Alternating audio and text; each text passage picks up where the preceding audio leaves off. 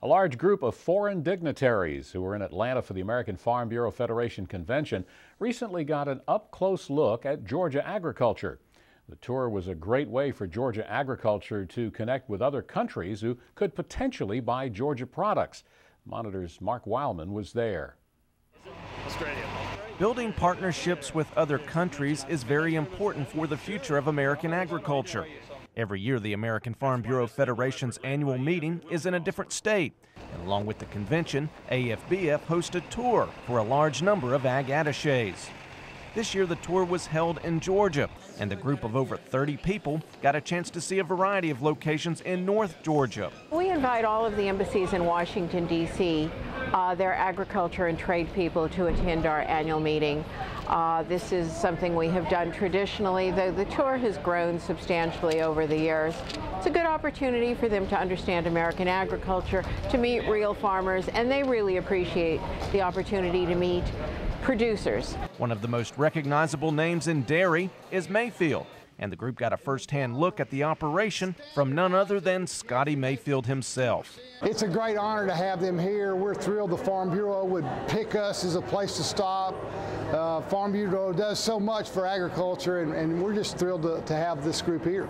The dairy business is very small in Georgia compared to other parts of the country, but this operation is running full tilt, and it turns out a large amount of milk. We give them a little bit more of a global look. I mean, today we talked about our history and actually what we physically do here, but we also talked about some statistics about dairy farming, cows, and the things that go on in America, because I think they have that interest. Along with touring the facility, the group got to enjoy one of Georgia's simple pleasures, a good old cup of ice cream. This is great. This is delicious. Very good. From ice cream to wine, Chateau Elan looks like a stop in California wine country. But this winery and resort in Brazelton produces top-quality Georgia wine.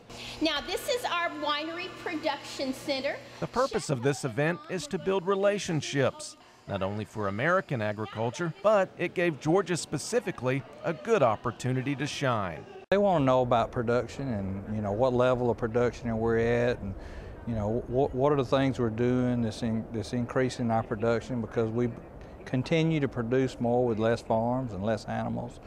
They're also interested in government programs and subsidies that farmers get, and I think they're sometimes surprised at how little of that is. Many people do not realize how large the poultry industry is in Georgia.